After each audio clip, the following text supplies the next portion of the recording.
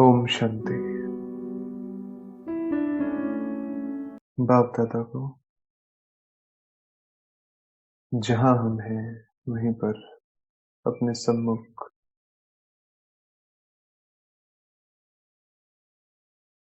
Light के कमल आसन पर विराजमान महसूस करेंगे। जहां हम हैं वहीं पर ज्ञान सूर्य की किरणें इसी स्थान पर फैलाएंगे।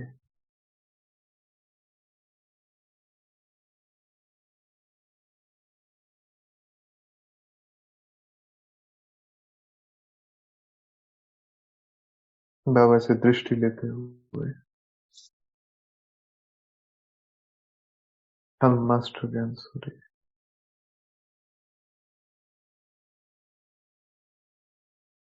और फैल रहे हैं प्रकंपन चारों ओर। यहीं से दृष्टि लेते लेते 13 मार्च 2023 के साकार महावाक्य सार रूप में बाबा से ही सुनेंगे।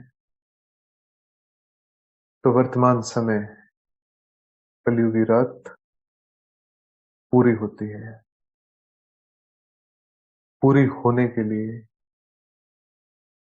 क्या जरूरी है कि हम बाप के पास जाएं और फिर जब दिन उगे सुनहरा खिला हुआ दिन खुशबूदार दिन आए तो ये यात्रा समापन हो। ये यात्रा अपनी मंजिल पे पहुंचे। जो 5000 वर्ष की यात्रा चली थी इस कल्प में और जो अपने अंतिम पड़ाव में है और ये पड़ाव पार कर फिर से अगले कल्प की आदि कैसे हो ये पड़ाव पूरा। तो बाबा ने कहा याद में रहते रहते ये रात बीत जाएगी और दिन आ जाएगा। तो रात है ये कलयुगी दुनिया नरक, जहां रावण का राज्य है, जहां तमो प्रधानता है, जहां गुणहीन मनुष्य है, जहां कलाहीन मनुष्य है, जहां पर विकृतियों को जीवन यापन करने का साधन समझा जाता है, जहां पे इसी को ही जीवन शैली समझा जाता है कि जीने का तरीका है। जो विकृतियां हैं उनकी गैर मौजूदगी में आत्माएं बिलखती हैं, उन्हें दुख महसूस होता है और विकृतियों में जाकर वो सुख का अनुभव करती है। इतनी ज्यादा डिल्यूजनल,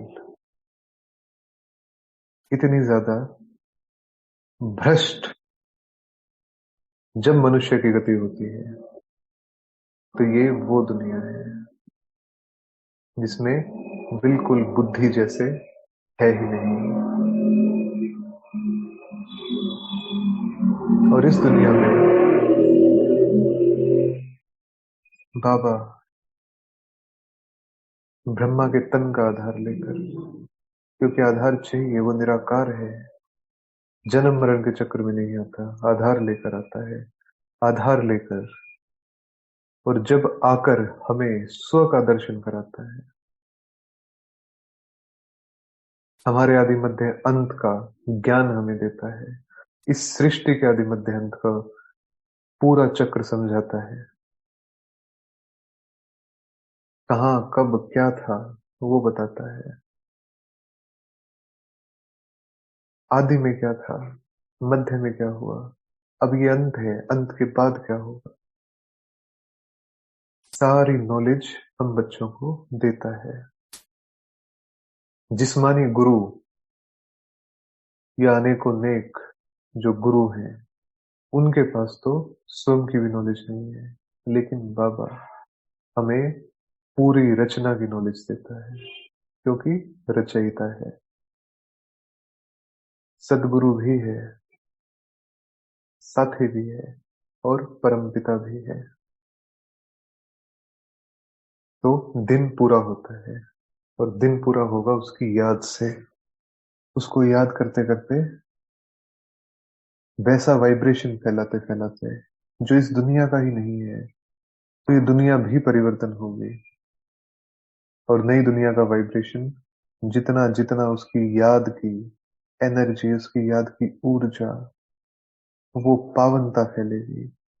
तो पावनता का प्रकंपन इस पतित दुनिया को परिवर्तन करने के लिए एकमात्र साधन है। उसकी याद में एकाग्र होकर जो पावनता फैली, जिससे वायुमंडल शुद्ध हुआ, और वो होता गया, और उसकी व्यापकता जब इतनी हो गई कि प्रकृति भी हिलेगी, आत्माएं भी हिलेंगी, समीकरण ऐसे बनेंगे चारों ओर कि अब ये दुनिया रह नहीं सकती, क्योंकि इसकी ऊर्जा बदल चुकी है। इसकी ऊर्जा पतित नहीं है। तो जब पतित ऊर्जा नहीं है तो पतित दुनिया भी नहीं रहेगी, पतित मनुष्य भी नहीं रहेंगे। परिवर्तन हर किसी को होना ही होगा, और उसका आधार उसकी याद, और उस याद से फैलते पावनता के प्रकंपन, शक्तियों के प्रकंपन, शांति के प्रकंपन, जिसकी चाह इस दुनिया में हर मनुष्य को हो चली है, जिसका अभाव आत्माएं पल पल में महसूस करने लगी है, और जिसकी प्राप्ति के लिए नाना प्रकार की विधियां, नाना प्रकार के अलग अलग कर्मकांड करने में हर आत्मा या तो देखा देखी या फिर अपने मन से करते ही है, लेकिन मिलता कुछ भी नहीं, क्योंकि यथार्थ ना तो समझ है और ना ही बाप का परिचय है। तो जब संबंध जुटे, जब परिचय हो, तब तो वो प्राप्ति हो जिसकी चाहना आत्मा को जन्मों जन्म से है। तो ये दिन पूरा होकर नई दुनिया आती है। नई दुनिया के हम मालिक बनते हैं, लेकिन मालिकपन का हमें लोभ नहीं है। लोभवश ये पुरुषार्थ हम नहीं करते कि हम ऐसा बनेंगे। नशा जरूर हो सकता है, खुशी जरूर हो सकती है, एक खुमारी हो सकती है, ईश्वरीय खुमारी, रूहानी खुमारी, कि हम ऐसा बनते हैं। लेकिन लोभ नहीं हो सकता, क्योंकि लोभ अपने आप में ही एक विकार है। तो यदि वो है तो उस दुनिया के तो लायक हुए ही नहीं, तो मालिक कैसे बन सकते हैं? और मालिकपन, जब ईश्वरीय ज्ञान द्वारा ये भान पैदा होता है कि हम सूर्यवंशी, तो इसमें कभी भी लोभ या कोई भी विकृति, अहंकार नहीं आ सकता, क्योंकि ये ईश्वरीय सौगात है। ये ईश्वर द्वारा मिलती है, बाबा द्वारा मिलती है। वो आके स्थापन करते हैं और हमारे द्वारा स्थापन कराते हैं। तो जिस दुनिया को हम स्थापन करते हैं, उस दुनिया के ही हम मालिक बनते हैं। तो उस मालिकपन में तो कर्तव्य की स्मृति ज्यादा है कि हमें करना है, लोभ की तो है ही नहीं। क्योंकि जिसको पा लिया, जिससे वो सौगात मिलती है, वो सागर है, तो उसको पाने के बाद ये तो रहता ही नहीं। उसके सामने क्या सोना, और उसके सामने क्या हीरे जवाहरात, कुछ भी नहीं। वो तो सूक्ष्म भरपूरता, जो आत्मा यहाँ पे भरती है खुद को सूक्ष्म रूप से, ज्ञान, गुण और शक्तियों से, उसी की अभिव्यक्ति है उस दुनिया में। स्थूल भरपूरता है। यदि यहाँ पे सूक्ष्मता में खालीपन है, तो वहां उस दुनिया में तो जा ही नहीं सकते। उस दुनिया का तो है ही नहीं वो। तो यहाँ जब परमात्म याद में हम मन बुद्धि से तृप्त होते हैं, मन बुद्धि से भरपूर होते हैं, और अनेकों नेक आत्माओं को पावन बनाते हैं, उन्हें पावन बनने में मदद करते हैं, बाबा के बल से उन पतित पने में तड़पती हुई आत्माओं को हम राहत देते हैं पावनता की। तब वो कर्तव्य करने के बाद हमें विश्व का ताज मिलता है। तो लोभ नहीं है। लेकिन यदि हम स्वर्ग में नहीं जाएंगे, यदि हम नई दुनिया स्थापन नहीं करेंगे बाबा के साथ, या बाबा नहीं करेंगे हमारे साथ, तो ये जो बाकी आत्माएं हैं, इनका क्या होगा? क्योंकि इनको मुक्ति मिलनी है और हमें जीवन मुक्ति मिलनी है। तो हमारी जीवन मुक्ति और इनकी मुक्ति कनेक्टेड है एक दूसरे से। जब हम जीवन मुक्त बने तब ही इनको मुक्ति मिल सकती है। तो इन सब आत्माओं का कल्याण हो रही है, सब अपने घर शांति धाम जाएं और 2500 साल तक या अपने अपने समय अनुसार ये वहां पे रहें। तो इसके लिए ये मेहनत हो रही है। तो जो मेहनत करेंगे एवजा तो उनको मिलेगा, क्योंकि ये भगवान दे या ना दे, ये प्रकृति का नियम है, ये रचना का नियम है, जो रचना रचयिता ने रची है। कि अगर निस्वार्थ भाव से, निष्काम भाव से, सर्व इच्छाओं का, चाहे वो एक सुई की नोक जितनी भी इच्छा हो, उस इच्छा का भी त्याग करने के बाद फिर मिलती है प्राप्ति, फिर मिलती है ईश्वरीय खुशी। तो तमन्नाएं जब खत्म हो जाती हैं तो राजाई निश्चित हो जाती है। ये नियम है। त्याग और तपस्या तपस्या से ही ताज और तख्त मिलता है। त्याग और तपस्या से ही ताज और तख्त मिलता है। तो ताज और तख्त की इच्छा नहीं है। जिस समय वो इच्छा त्याग दी, जिस समय उससे भी ऊपर चले गए, हाँ, सौगात की खुशी, ये ऐसा मिलता है, ऐसा बनते हैं वो खुशी। लेकिन कर्तव्य है कि ऐसा करने से हम ऐसा बनेंगे। वो बुद्धि में होगा, लेकिन वो लोभ के स्वरूप में नहीं होगा, वो प्राप्ति के नशे के स्वरूप में होगा। तो ब्रह्मा का दिन और ब्रह्मा की रात कभी भी श्री लक्ष्मी और श्री नारायण की रात या दिन नहीं कहते, ब्रह्मा की कहते हैं। क्योंकि ब्राह्मणों द्वारा ही विश्व परिवर्तन होता है और फिर वही ब्राह्मण देवता बनते हैं। तो लक्ष्मी नारायण का राज्य सतयुग में होगा। संगम पे है ब्रह्मा और सरस्वती। तो ये पूरा चक्र जैसे फिरता है। बाबा स्व के दर्शन का चक्र कैसे कैसे कहां कहां से फिरता है, और कितनी गहराई, कितनी व्यापकता, कितनी विशालता से फिरता है, वो सब हम आत्माओं को बुद्धि में फिराना सिखाते हैं। कि ब्राह्मणों की बुद्धि में चक्र फिरता है, ये चक्र बुद्धि से फिरता है। इसलिए नाम रखा है ब्रह्मा और ब्रह्मा कुमार कुमारियां। तो दिन की तरफ चल रहे हैं अभी हम। अभी आने वाला है दिन, अमृत काल का समय है। तो अमृत काल के समय में क्या होता है? अमृत काल के समय में सूबी रस बरसता है, और उस सूबी रस को जब गोपियां पान करते हैं तो अतीन्द्रिय सुख में झूमते हैं, जिसको ही दुनिया ने अनेकों नेक प्रकार से ले लिया, भांग के रूप में ले लिया, किसी और स्थूल रीति से ले लिया, लेकिन अतीन्द्रिय सुख के नशे में झूमते हैं। और झूमते झूमते कब दिन हो जाता है, और उनकी उस झूम से कैसे ये दुनिया परिवर्तन हो जाती है। इतनी सहज रीति, इतना विशाल कार्य इतने कम समय में सर्व के सहयोग से संपन्न होता है, और फिर आता है दिन।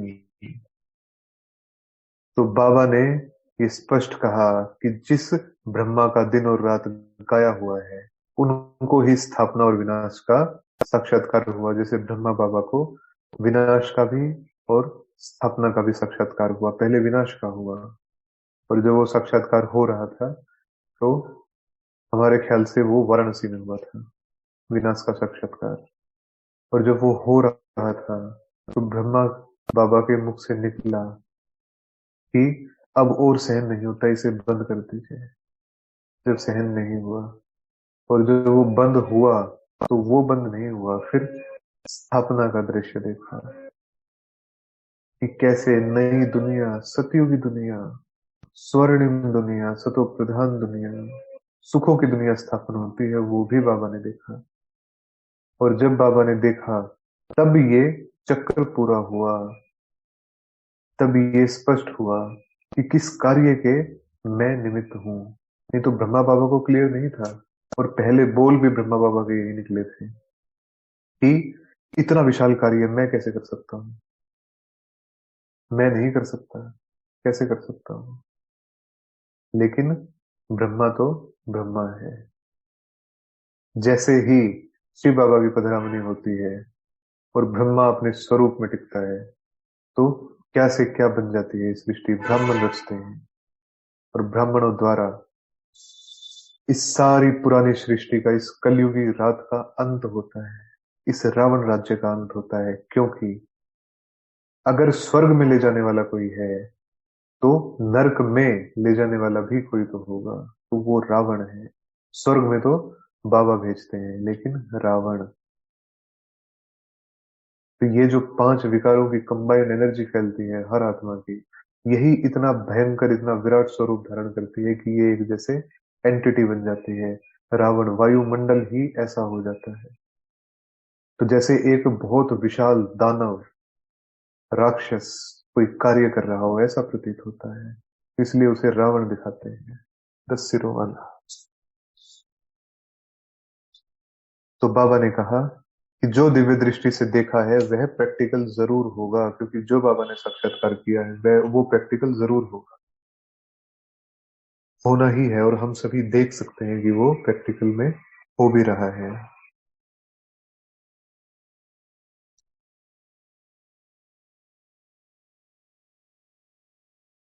तो ये सब चक्र को देखना, तीनों लोकों को देखना, परमात्मा से मिलन बनाना, उस ऊर्जा को यहाँ प्रवाहित करना, अनेकों स्वरूपों का अभ्यास करना, ये सब हम दिव्य दृष्टि से करते हैं।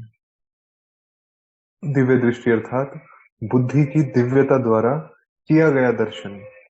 दिव्य बुद्धि द्वारा किया गया दर्शन वो बिल्कुल यथार्थ, बिल्कुल एक्यूरेट होता है। तो जो मनुष्य सृष्टि के रचयिता हैं, बीज रूप हैं और झाड़ के आदि मध्य अंत को जानते हैं, वो आकर हमें मिलते हैं। वो आकर हमें मिलते हैं और हमें दिन और रात का इस पूरे चक्र का ज्ञान देते हैं, इस झाड़ का ज्ञान देते हैं कि बीज बोने से पहले दो चार पत्ते निकलते हैं, फिर झाड़ बड़ा होता जाता है। तो चैतन्य बीज रूप है। चैतन्य बीज रूप है बाबा, इस पूरे मनुष्य आत्माओं के रूपी कल्प वृक्ष का। और उन्हीं को ही इस पूरे चक्र की नॉलेज है। कौन सी आत्मा ने कब किस समय क्या पाठ बजाया, ये बाबा को ही पता है। ये चक्र कैसे फिरता है, धरती की अवस्थाएं बदलती हैं, कैसे बदलती हैं, भूभाग इधर से उधर होते हैं, कैसे होते हैं, ये सब केवल एक बीज रूप शिव बाबा को पता है, क्योंकि वो रचयिता है, जन्म मरण के चक्कर में नहीं आता। तो ये विद्या, ये योग भी हम सीख रहे हैं। इस विद्या से भविष्य के प्रिंस और प्रिंसेस बनते हैं, क्योंकि पवित्र दुनिया स्थापन होती है। तो पवित्र दुनिया में पहले आत्मा पवित्र चाहिए। तो जैसे आमतौर पे आत्माएं कहती हैं कि ये 9 लाख बीके ही क्यों जाते हैं वहां पे, उस दुनिया में। तो ये कंडीशन है कि पवित्र ही, संपूर्ण पवित्र और संपूर्ण पावन ही ये आत्माएं बन पाती है। इसीलिए सतयुग की आदि इन आत्माओं से होती है। पवित्र दुनिया में पवित्र आत्माएं ही राज्य कर सकती हैं, निवास कर सकती हैं, और कोई नहीं कर सकता। तो वो सर्टिफिकेट जब मिलेगा, तभी वहां की राजाई भी मिलेगी और वहां का रेजिडेंस भी मिलेगा, रहने की भी छूट तभी मिलेगी। तो बहुत गहराई से इस चक्र को, इस स्व के दर्शन के चक्र को हमें बार बार फिराना है, बार बार फिराना है। पहले हमारा ब्राह्मण स्वरूप, फिर फरिश्ता,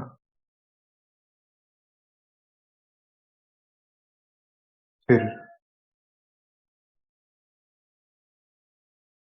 हमारा अनादि स्वरूप, आदि देव स्वरूप, और फिर पूज्य स्वरूप। तो 4 युग, 5 स्वरूप, 3 लोक और 5,000 साल का ये चक्र बार बार जितना हम फिराएंगे, जितना समय हम इन स्वरूपों के अभ्यास में, इनकी गहराई में बिताएंगे, उतना उतना ही बुद्धि दिव्य होती जाएगी। और जितनी दिव्य होगी उतना ही ये जो आधा कल्प का दुश्मन है, ये जो सुख दुख का ड्रामा है, जो दुख देने के निमित्त बनते हैं, उस रावण पर हम विजयी होते जाएंगे इस दिव्य बुद्धि के आधार पे। क्योंकि माया का गला अगर कटता है तो सुदर्शन चक्र से कटता है। क्योंकि माया की सबसे पहली जो चाल होती है वो विस्मृति है। यदि विस्मृति हो गई महारथी को कि मैं महारथी हूं, तो क्या हो जाएगा?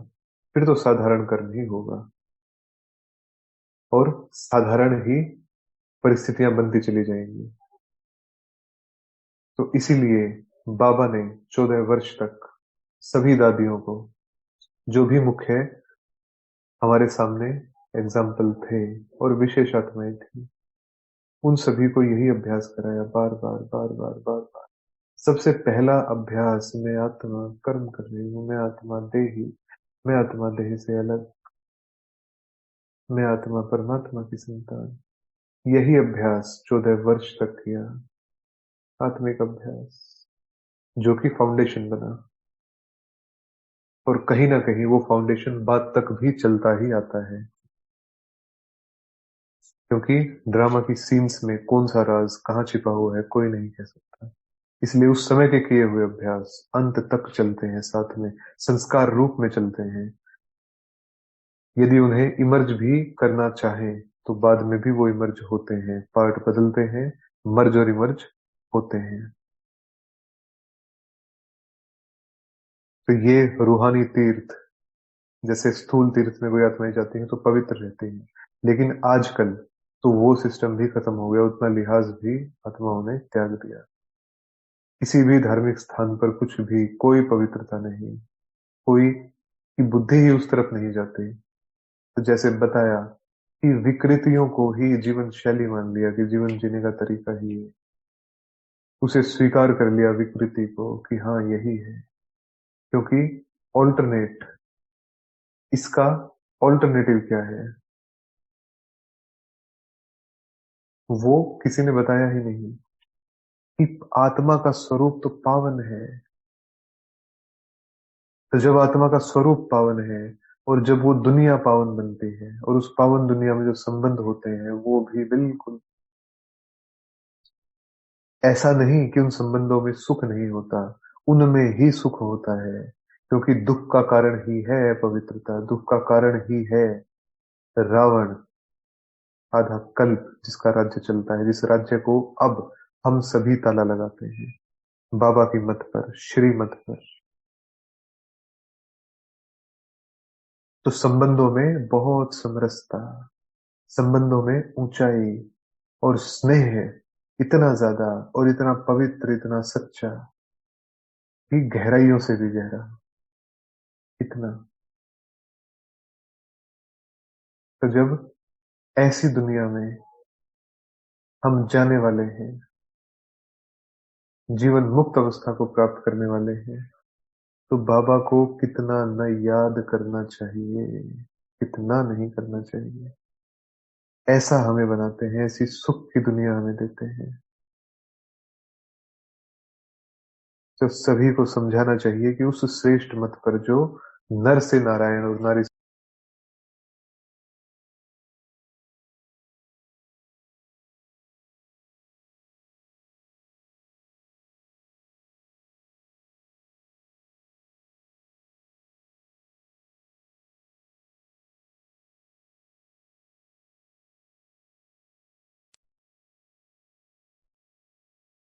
तो हर किसी को यही कि श्रीमत पर चलना है। क्योंकि परमात्मा के बगैर ये मत कोई दे नहीं सकता। इसमें किसी मनुष्य की तो बड़ाई है ही नहीं, मनुष्य के तो बस की बात है ही नहीं, उसका तो कर्तव्य है ही नहीं। क्योंकि मनुष्य तो खुद को जब तक मनुष्य ही समझता रहेगा तो वो ही देह अभिमान से कैसे छूटे। जब वो मत मिलती है कि तुम तो आत्मा हो,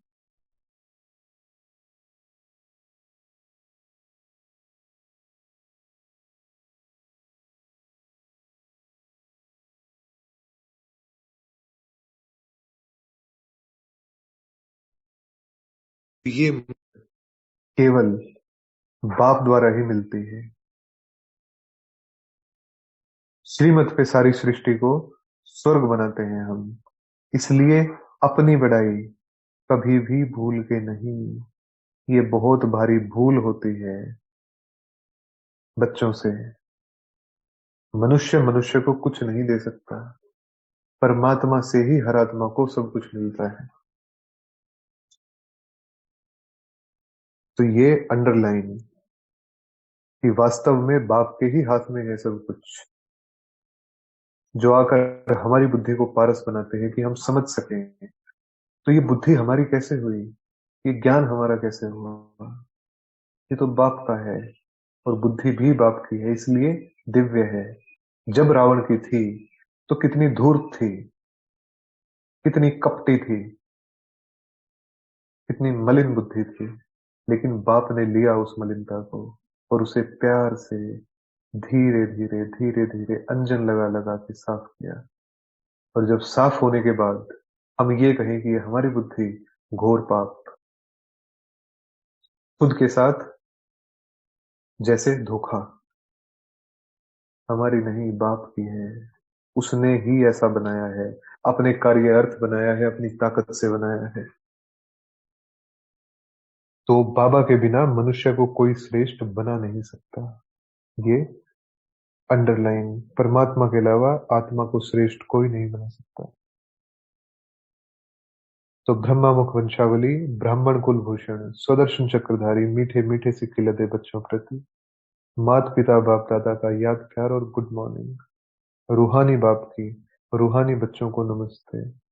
हम रूहानी बच्चों की रूहानी बाप दादा को याद प्यार, गुड मॉर्निंग और नमस्ते बाबा।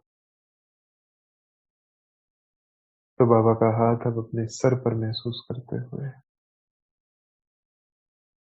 हम वरदान लेंगे। सेवा का पाठ बजाते पाठ से न्यारे और बाप के प्यारे रहने वाले सहज योगी को। सेवाएं अनेक होती हैं और वो पाठ भी चलता है, सेवा से किनारा नहीं हो सकता। तो पाठ बजाते लेकिन पाठ से न्यारे, कोई लेना देना नहीं, बिल्कुल न्यारे। किया, और कैसे किया, जैसे किया ही नहीं, ऐसे वो पाठ सेवा का। और बिल्कुल उस स्मृति में कि जैसे बाबा ही कर रहा है, क्योंकि हुक्मी का हुक्म चल रहा है बस, और हुक्म की तामील हो रही है बस, और कुछ भी नहीं, और कुछ कोई स्मृति नहीं, क्या किया किसने किया नहीं याद। बाबा का कार्य बाबा ने किया, बस एक बार। कई बच्चे कहते हैं योग कभी लगता है कभी नहीं लगता, इसका कारण। तो बाबा ने कहा न्यारेपन की कमी, हमेशा न्यारे। किससे न्यारे? किससे न्यारे? देह से न्यारे। क्योंकि यदि इस स्मृति में कर्म होगा कि हम इस शरीर द्वारा कर्म करते हैं और सेवा करते हैं, तो ये भान कहीं ना कहीं मैंपन में तब्दील होने की मार्जिन होती है। लेकिन बाबा ही कर रहा है, बाबा का ही कार्य है, हम बिल्कुल न्यारे, जैसे हमने किया ही नहीं, बिल्कुल एकाग्र। तो देह से न्यारे, न्यारे न होने कारण प्यार का अनुभव नहीं, और जहां प्यार नहीं वहां याद नहीं। तो याद का आधार है प्यार। जितना जहां जिससे जास्ती ज्यादा प्यार, उतनी ही उसकी याद सहज और निरंतर। तो जैसे देखा, ब्रह्मा बाप को देखा, बिल्कुल लवली, कोई बात, कोई भी इधर उधर का कोई भान नहीं, क्या बीत गया कुछ नहीं पता। याद मिली, लव मिली, बातें करते हुए अपने सच्चे साथी के साथ समाये हुए।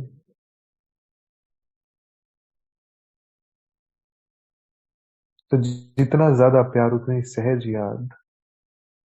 तो याद करने का पुरुषार्थ नहीं करना, प्यार करने का पुरुषार्थ करना है। कितनी मोहब्बत कर दें, कितनी मोहब्बत लुटा दें, वो पुरुषार्थ करना है। उस मोहब्बत को महसूस करना है, उस प्यार को। याद करने का पुरुषार्थ नहीं करना कि याद कैसे करें, प्यार कैसे करें। तो प्यार कैसे होगा? जब उसको पहचानेंगे, उससे मिलता क्या है वो देखें, जब उसकी बातें सुनेंगे, जब उसका दर्शन करेंगे, उसका दीदार करेंगे, तब होगा प्यार। तब बढ़ेगा वो प्यार, क्योंकि वो हमारा है। तो कमल पुष्प समान पुरानी दुनिया के वातावरण से न्यारे, और बाप के प्यारे बनो तो सहजयोगी बन जाएंगे। ओम शांति।